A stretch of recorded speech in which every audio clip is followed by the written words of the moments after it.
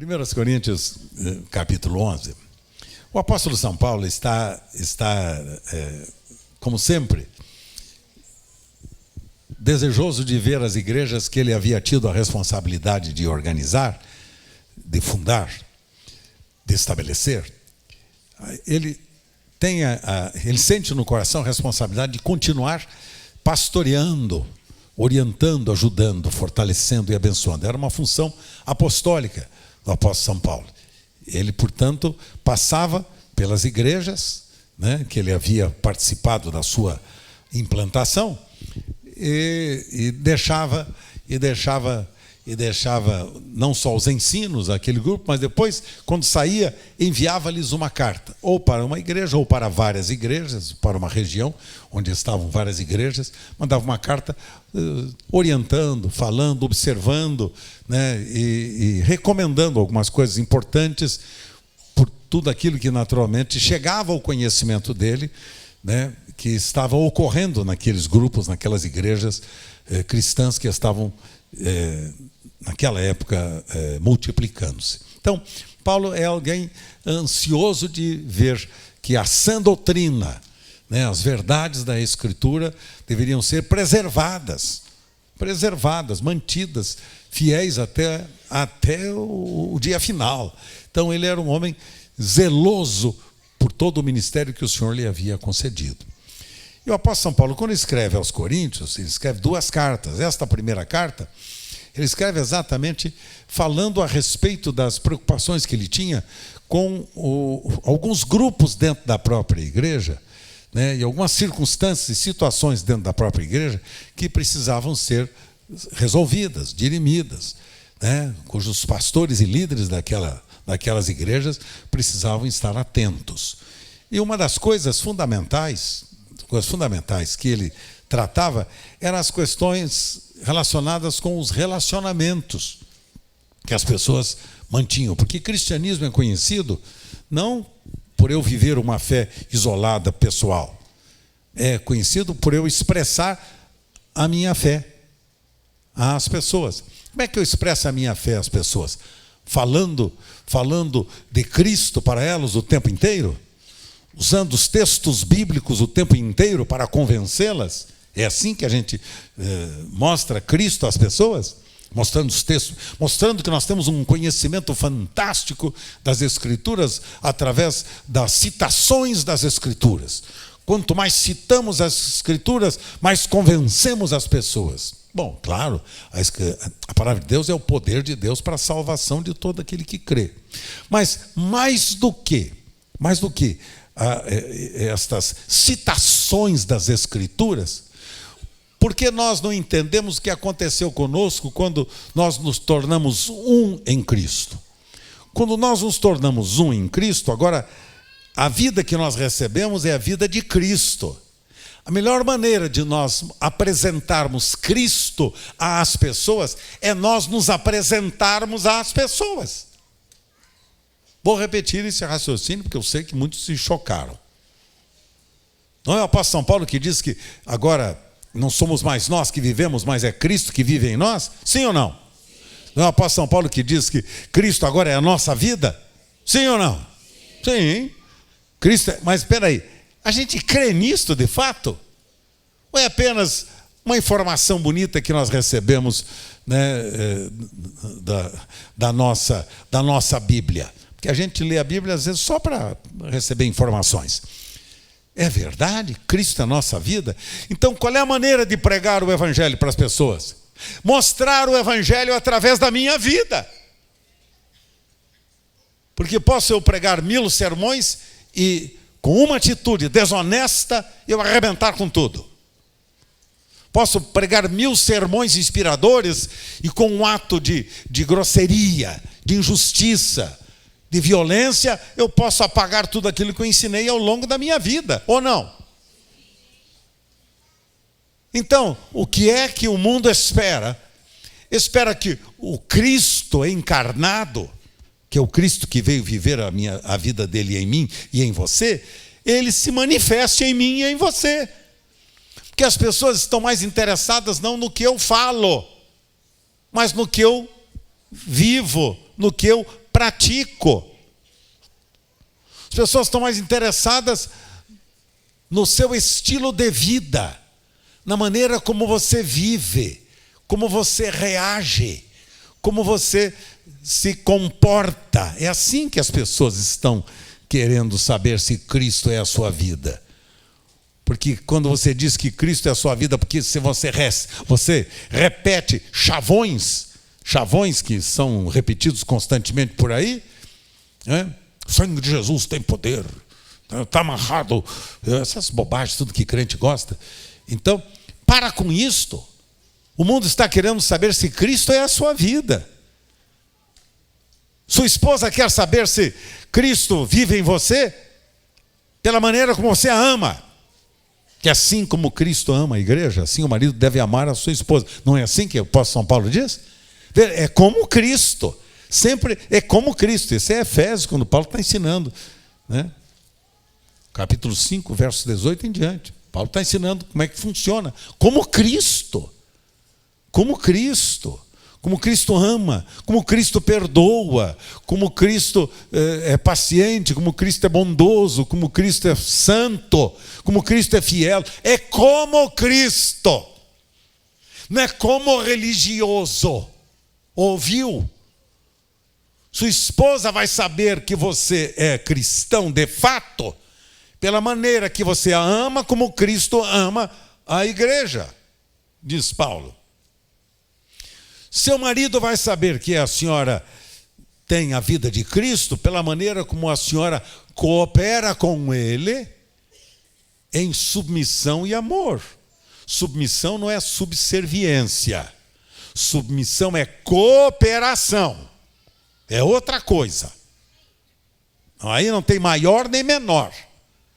Aí tem responsabilidades diferentes. Mas tem mútua cooperação. É assim que funciona no reino de Deus. Mútua cooperação. Então, submissão é a cooperação inteligente da mulher. É aquela que vai como que diante dele. É aquela que está pronta para ajudá-lo a tomar decisões, sabedora de que ele tem a responsabilidade de tomar as decisões, os rumos, de administrar seu lar, sua família, de cuidar bem da sua casa. Este é o propósito ideal de Deus para o ser humano. Claro que há muitas vezes situações adversas cuja mulher, em função de determinadas dificuldades, tem acabado exercendo, né, a responsabilidade financeira, às vezes dentro do próprio lar, momento de crise, desemprego ou qualquer outra situação. Mas quando é que os seus pais vão entender que Cristo é a sua vida? Quando você aprender a honrá-los. Quando você aprender a honrar os seus pais, e os seus pais vão dizer: é verdade, Cristo é a vida do meu filho. Vida do meu filho. Entendeu?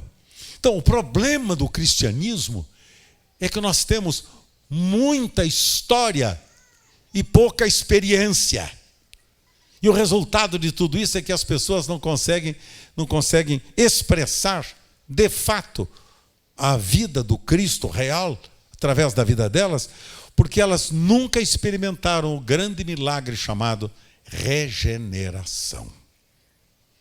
Nunca experimentaram a metamorfose chamada novo nascimento, em que morre-se para o pecado e ressuscita-se para a justiça. Morre-se como filho do diabo e ressuscita como filho de Deus. Morre escravo do pecado e ressuscita como servo da justiça, ressuscitado para uma nova vida. Isto é cristianismo, querido. Não é essas conversas fiadas que tem por aí, que vocês estão ouvindo constantemente. E infelizmente, para a tristeza do nosso coração. Para a tristeza do nosso coração. Eu nunca vi a igreja tão lotada, tão cheia. Em todos os lugares, não há muito. E tão vazia.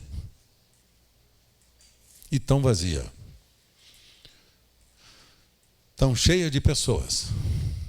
E tão vazias de conteúdo. Pessoas sem conteúdo. Sabe por quê?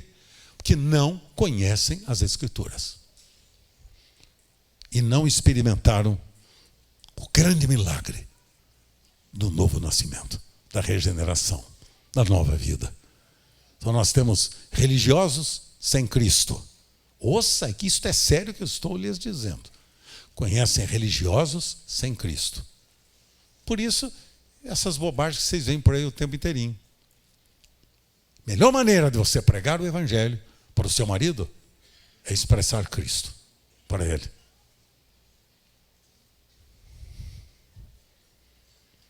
É expressar Cristo para ele. Melhor forma. Vamos às Escrituras. Capítulo 11, 1 Coríntios, verso 17. Nisto, porém,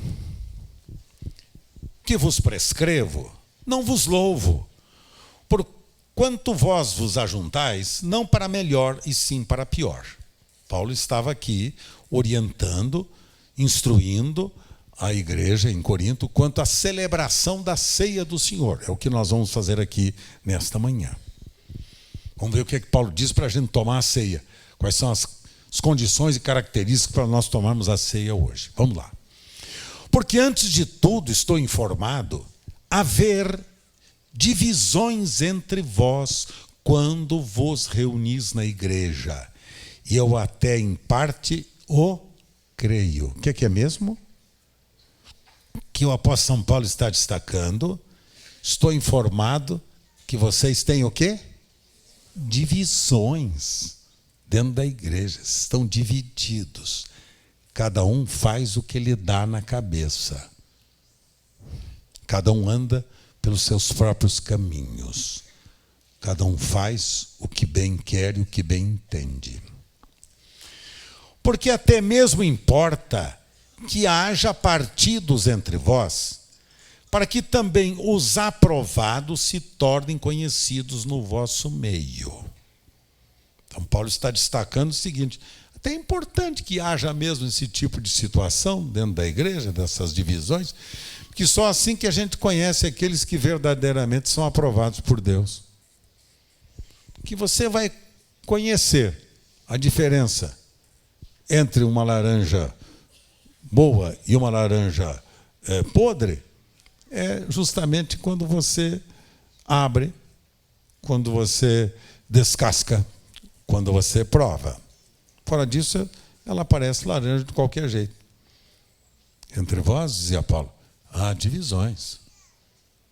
Vocês estão separados, muitos de vocês. Vocês não entenderam que o Cristo veio para fazer de vocês um só. Um só. E os partidos entre vocês, as divisões. Eu sou de Paulo, sou de Cefas, sou de Apolo, eu sou de Cristo. Tinham 4 partidos dentro da igreja de Corinto. Até os de Cristo, que eram os mais espirituais, naturalmente. Divisões. Porque havia preferências. Cada um buscava o seu próprio interesse. Ouça bem que isso é muito próprio da natureza humana, que não foi regenerada.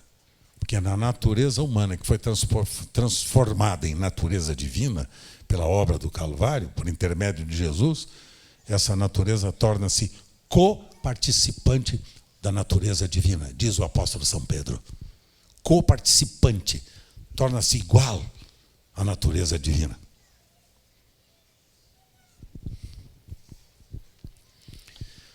Quando, pois, vos reunis no mesmo lugar, não é a ceia do Senhor que vocês vão comer. Olha só o que o apóstolo São Paulo vai dizer. Porque, ao comerdes, cada um toma antecipadamente a sua própria ceia. E há quem tenha fome, ao passo que há também quem se embriague. Então, Paulo está dizendo que havia divisões de grupos sociais, os mais ricos e os mais pobres. Há um que comia demais, porque tinha demais, e não repartia com os que não tinham nada.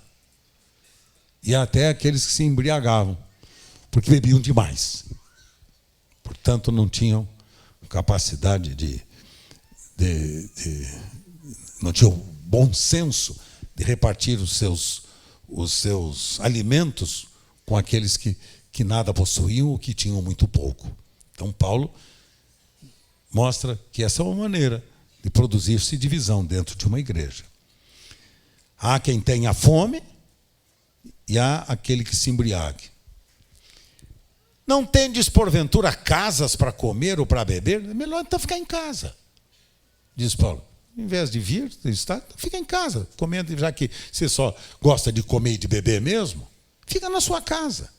Quer dizer, esta reunião, este encontro, é para nós compartilharmos o que Deus tem nos dado uns com os outros, dizia Paulo. E aí ele dizia: ou menosprezais a igreja de Deus e envergonhais os que nada têm? Que vos direi? Louvar-vos-ei? Nisto certamente não vos louvo.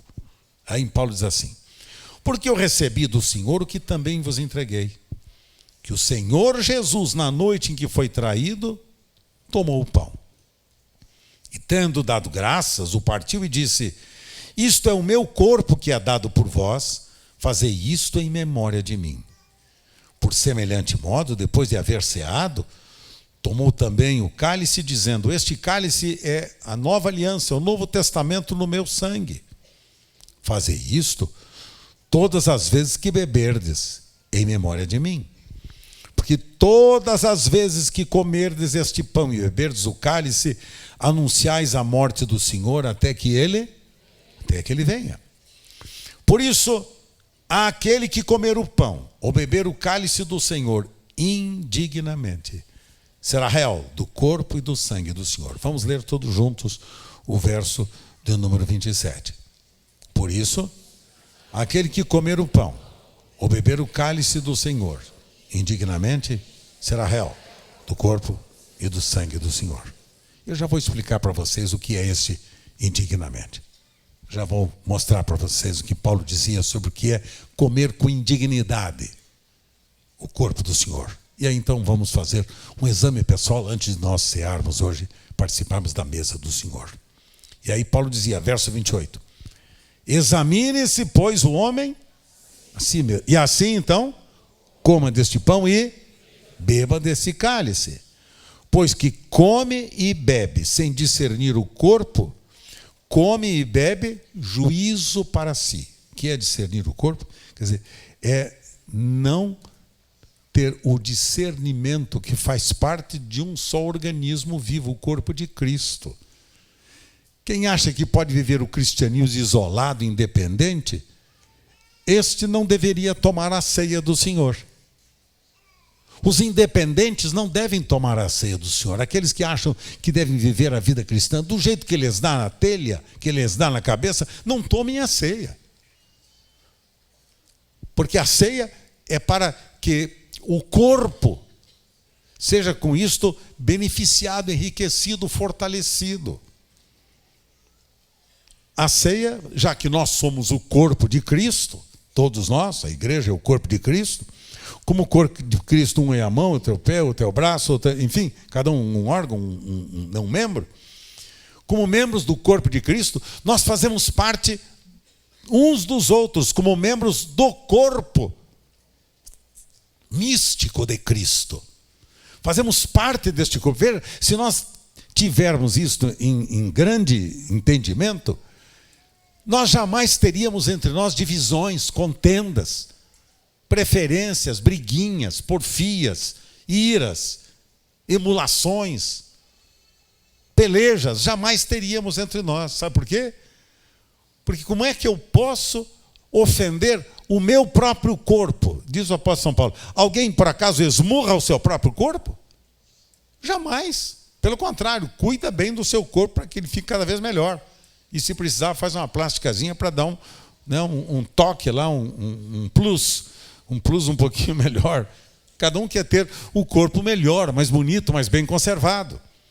Então, ninguém quer o seu corpo esmurrado, feio, ridículo, aleijado. Então, examine-se o homem a si mesmo, e assim coma deste pão e beba deste cálice. Porque quem come e bebe sem discernir, come e bebe juízo para si. E agora vejam o verso 30. Eis a razão, porque há entre vós muitos fracos e muitos doentes e não poucos que já morreram, que dormem, já morreram. Veja que o processo é de decadência da vida cristã. Começa assim, veja lá.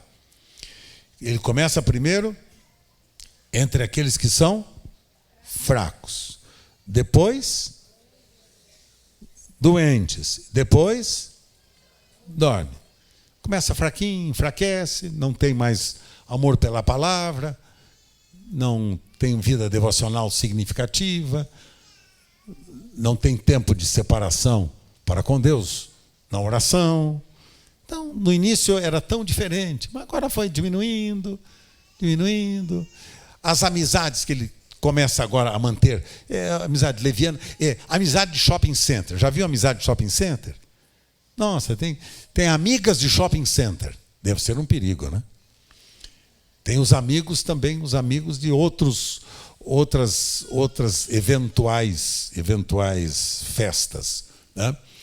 Então, começa a abandonar o princípio que começou tão bem, vivendo o primeiro amor, que trata da intimidade que nós devemos manter com o Senhor, foi sendo abandonado. A fé foi se tornando corriqueira, normal, uma coisa sem atração, sem significado, sem paixão nenhuma. O resultado é que é fraco, daqui a pouco adoece, e tem alguns enfermos, com enfermidades graves, enfermidades na alma. E olha, e não tem psiquiatra nem psicólogo que resolva.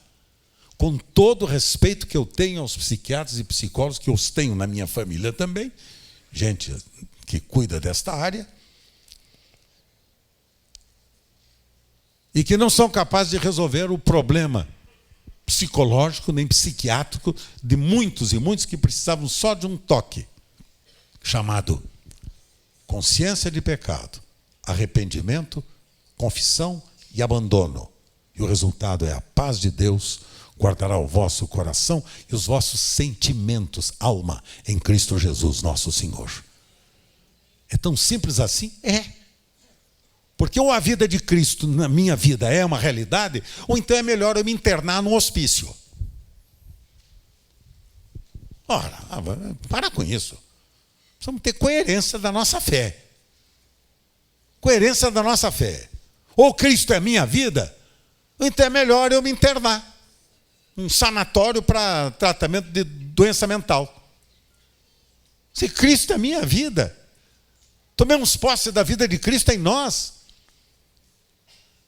Garanto que esses desequilibrados mentais não têm compromisso com a vida de oração, nem de comunhão com Deus, nem da busca do altar. Não tem. O negócio deles é locupletar-se dos seus próprios benefícios pessoais. Cuida do seu ventre. Como diz o apóstolo São Paulo, cujo Deus deles é o ventre, e o final deles é a perdição. É o mesmo apóstolo falando sobre gente assim. O Deus é o ventre, o negócio é satisfação pessoal do ventre. Hedonistas por natureza. Ventre, cuidar do ventre, alimentar o ventre, manter o que o ventre aqui significa, desejos pessoais, sonhos pessoais, ambições pessoais.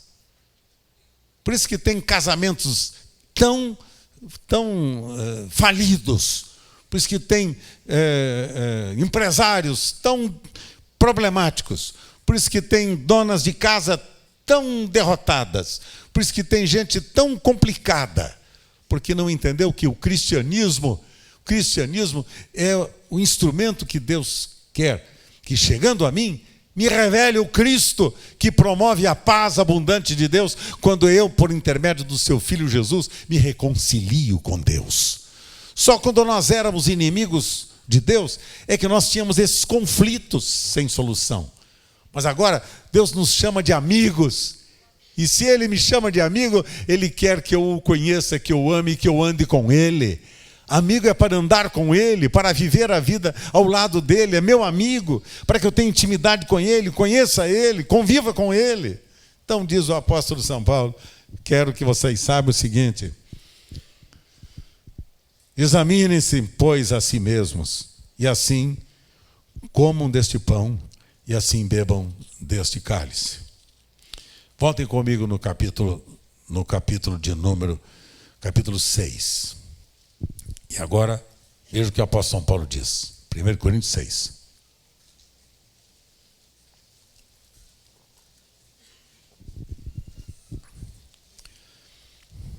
Verso de número 6. Não é boa, capítulo 5, verso 6, 1 Coríntios. Não é boa a vossa jactância, quer dizer, o vosso orgulho não é bom. Pensando que vocês são alguma coisa, não é bom o orgulho de vocês.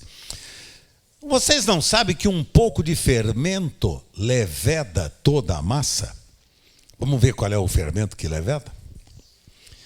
Lançai fora o fermento velho, para que sejais nova massa, como sois de fato, sem fermento. Massa sem fermento. Pois também Cristo, nosso Cordeiro Pascal, foi imolado. Por isso, celebremos a festa, celebremos a ceia, participemos da ceia do Senhor nesta manhã, como? Não com o velho fermento, nem com o fermento da maldade e da malícia, e sim com os pães da sinceridade e da verdade, os pães asmos da sinceridade e da verdade. Não com o fermento da maldade e da malícia, mas os pães asmos sem fermento, pães feitos da sinceridade e da verdade. Porque já em carta vos escrevi que não vos associasseis com os impuros. Não se associe com gente impura. Quer dizer, não tenha comunhão, amizade com gente impura. Impura aqui quer dizer pessoas que não têm compromisso da sua vida com Deus, que não têm relacionamento de intimidade com Deus. Pessoas que não amam a Deus, que não servem a Deus, não se associem com gente dentro da igreja que é impuro. O que é impuro? Que não tem pureza no coração. Malicioso. Bom, eu vou para a lista, não vou me precipitar, vou para a lista que o apóstolo São Paulo dá para os irmãos. Já em carta vos escrevi, não se associem com gente impura, dentro da igreja, não é fora. Que no mundo a gente não tem sociedade com o mundo, mas não na igreja. Refiro com isto, veja lá, não propriamente aos impuros deste mundo, o apóstolo São Paulo explica, ou aos avarentos, ou roubadores, ou idólatras, pois neste caso teríeis então que sair do mundo. Quer dizer, vocês estão no mundo, essas pessoas estão por aí, então conviver com elas, não tem nem dúvida, nós teremos.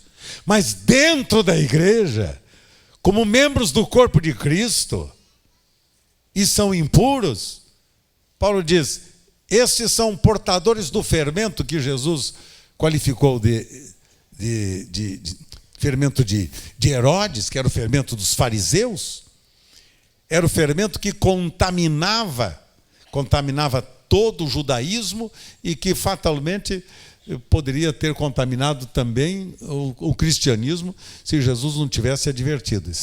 Esse fermento de Herodes, que é o fermento da malícia, do orgulho, da vaidade, do engano, nem seja nomeado entre vocês. Verso 11.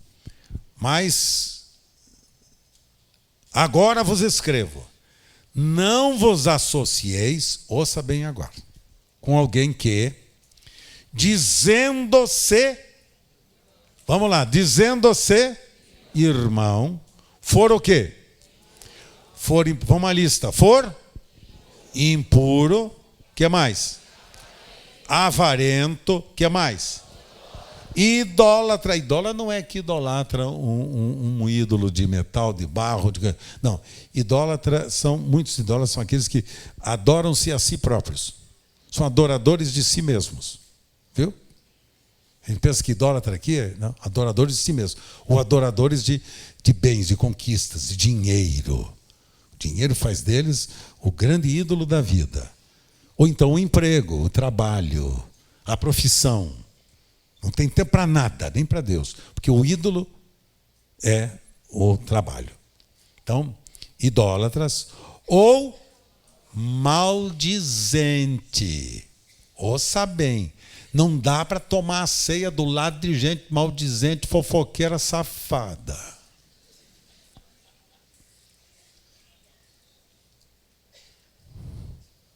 Quem diz não sou eu. Qualquer reclamação, apóstolo São Paulo, caixa postal dele eu não tenho, depois você fala com o Antônio Luiz, meu amigo, ele cuida de vocês. Maldizente. Aliás, é um dos mais eloquentes pecados que se comete dentro da igreja chamada cristã. O que crente gosta de falar mal dos outros é uma coisa nojenta. O melhor assunto da vida deles são os outros. Deles pouco se sabe. A não ser quando os outros falam deles. Que é uma falação, uma coisa. Ou beberrão. Beberrão.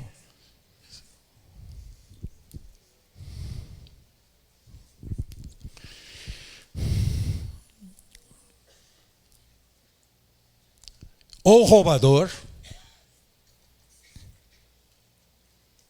Vocês sabiam que o que não é fiel no dízimo é roubador? Sabiam que quem não é fiel no dízimo é roubador? Não sou eu que digo isso. Malaquias 3:10. Se você é infiel no dízimo, você está roubando a Deus. Não sou eu que digo isto. É a Escritura. Se você não tem temor da Escritura, então não preste atenção pelo que eu falo. Isso é bobagem. Entendeu?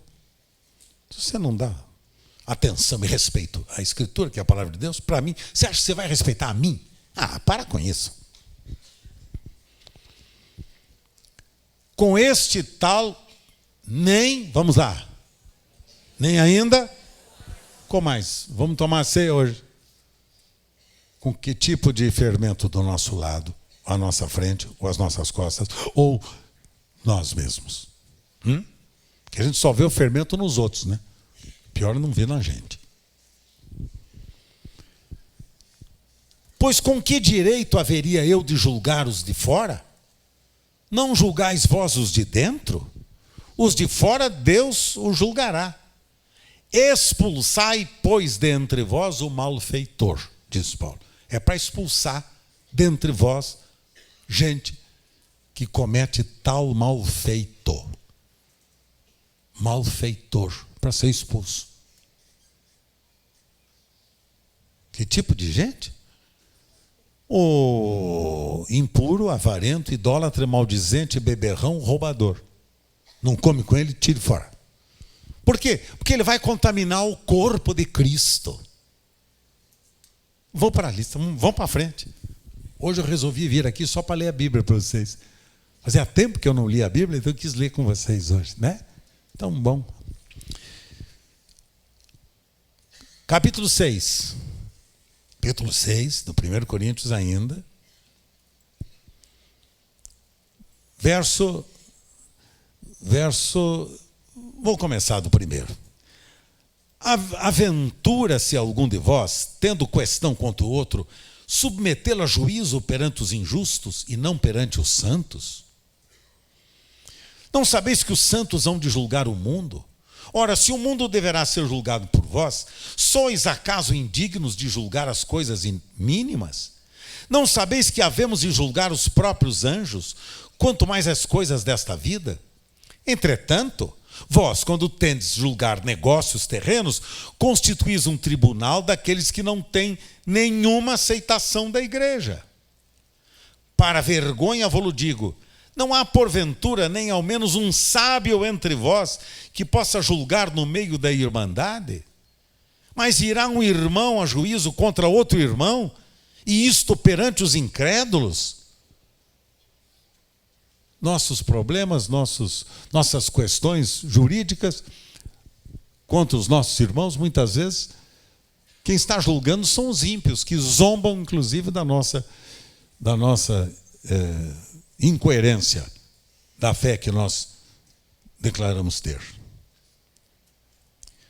O só existir entre vós demandas já é completa derrota para vós outros.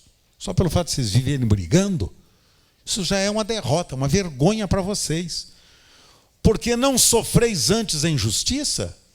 Melhor vocês sofrerem a injustiça, não fica querendo você ser o grande julgador. Se está sofrendo injustiça, glorifique a Deus, diz o apóstolo Pedro. Glorifique a Deus. Ele é fiel para cuidar de mim e de você mesmo nas injustiças. Porque não sofreis antes a injustiça? Porque não sofreis antes o dano? Porque a gente não gosta de perder nada. Ainda mais se traz problema para o nosso ventre.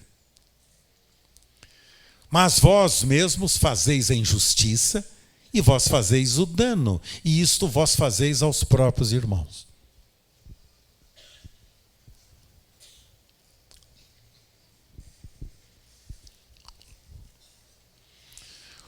Vamos a outra lista. Ou não sabeis que os injustos não herdarão o reino de Deus? Quem? Os injustos. Não vai herdar o reino de Deus.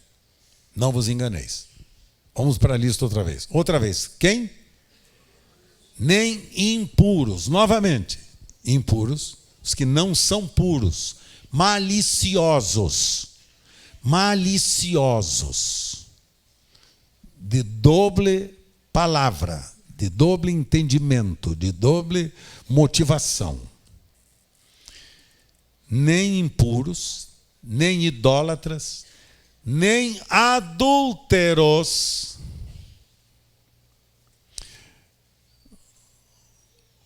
adúlteros, nem efeminados, nem sodomitas, efeminados ou sodomitas, nem ladrões, nem avarentos, nem bêbados, nem maldizentes, nem roubadores herdarão o reino de Deus. Tais fostes alguns de vós, mas vós vos lavastes. Paulo está dizendo, muitos de vocês foram assim, mas vocês foram lavados no poderoso sangue do Senhor Jesus Cristo. Foram purificados pelo sangue da nova aliança. Veja o verso 11. Tais fostes alguns de vós, mas vós vos lavastes, mas fostes santificados, fostes justificados em o nome do Senhor Jesus Cristo e no Espírito do nosso Deus. E para concluir, verso 18. Fugi da impureza.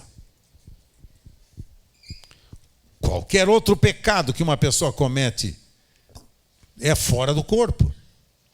Mas aquele que pratica a imoralidade peca contra o próprio corpo. Acaso não sabeis que o vosso corpo é santuário do Espírito Santo que está entre vós, o qual tendes da parte de Deus e que não sois de vós mesmos? Porque fostes comprados por preço, agora, pois, glorificai a Deus no vosso corpo. Então, resumindo e nos preparando para a ceia. Vamos tomar a ceia hoje? Com quais qualificações? Fiz questão hoje de parar e ponderar com vocês à luz das Escrituras. Que às vezes nós ficamos nos discursos eloquentes que gostamos muito de ouvir e conhecemos muito pouco da Escritura que não gostamos de obedecer.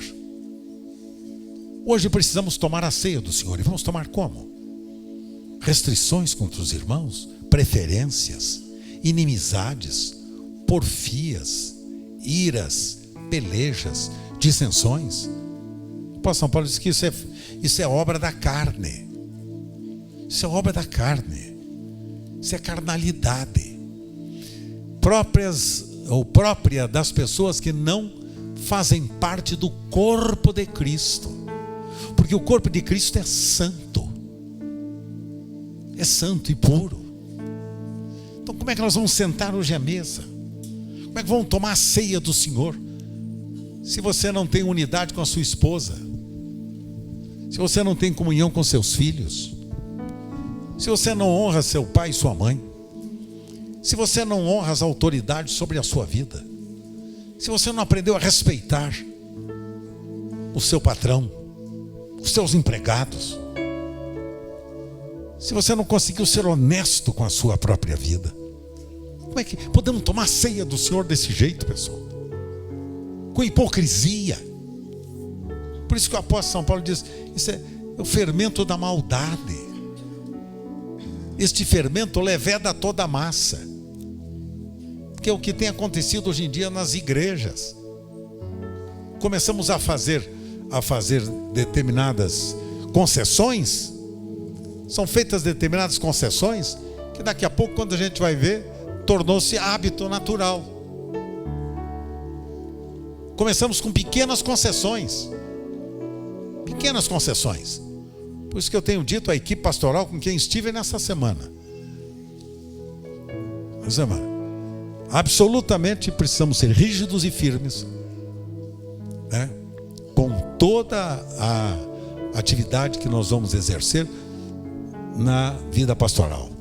Firmes, para que as pessoas saibam qual o nosso projeto em Deus e qual o desejo do coração de Deus em relação à igreja dele que nós dizemos que representamos. Então, eu acho que o que precisamos ter é exatamente um espírito profundo de arrependimento, temor. Paulo diz assim: examine-se, pois, o homem a si mesmo. E esta manhã, antes de sentar-se à mesa do Senhor, eu não vou permitir que você se sente sem examinar seu coração. Alguma coisa no seu coração que você ainda não acertou? A briga com a sogra, o desaforo para o patrão, a desonestidade com a sua esposa, a desonra com seu marido, a afronta contra os seus pais, a desonra contra o princípio da autoridade, falta de entendimento sobre o princípio da autoridade. Isto é pecado. Isto macula o corpo de Cristo. Isso macula o corpo de Cristo, sabe? Fere. E Paulo queria que os irmãos sentassem à mesa, um cuidando do outro, um atendendo o outro, um abençoando o outro, um suprindo a carência e a necessidade do outro, um vivendo em amor e cuidado um para com o outro. Esta é a visão que Paulo tinha da igreja de Jesus, que é a mesma visão que nós temos, porque nós queremos ser parecidos com o que a Bíblia ensina. Não quero ser nem mais nem menos, não quero ser o que a Bíblia diz que é para ser, só. Então eu quero convidá-los agora a examinarem-se a si mesmos. Feche seus olhos. Incline a sua fronte. Só você e Deus. Não fale com ninguém. Você e Deus. Faça a oração do salmista: sonda-me, ó Deus. Vê se há em mim algum caminho impuro, algum pecado encoberto, e guia-me pelas veredas da justiça, Senhor.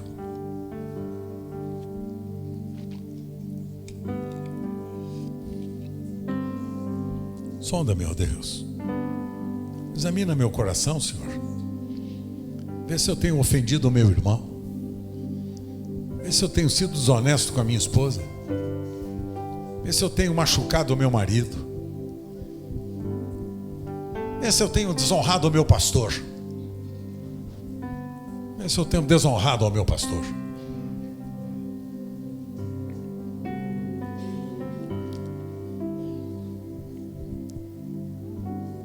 Vê se eu tenho desonrado o meu patrão, o meu empregado. Vê se eu tenho desonrado o meu filho, a minha filha. Senhor, vê se eu tenho desonrado os meus pais. Senhor, vê se eu tenho desonrado as pessoas ao meu redor. Revela-me, Senhor, porque isto é pecado, Senhor. Eu não quero ter pecado no meu coração, Senhor. Isto é pecado, Senhor. Eu não quero pecado no meu coração, Senhor. Porque a tua palavra diz que os injustos não herdarão o reino dos céus. Senhor, eu quero herdar o reino dos céus, mas ajuda-me a viver em justiça e santidade, Senhor. Ajuda-me a viver em justiça e santidade todos os dias da minha vida, Senhor. Livra-me de uma mente pecaminosa. Livra-me de uma língua mentirosa, ardilosa, hipócrita. Livra-me, Senhor, do fermento de Herodes. Livra-me do fermento da hipocrisia, do engano e da mentira. Livra-me, Senhor. Sonda-me, ó Deus. Sonda-me, ó Deus. Vê se há em mim algum caminho.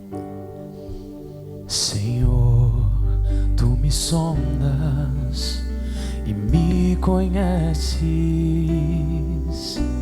Sabes quando assento e levanto.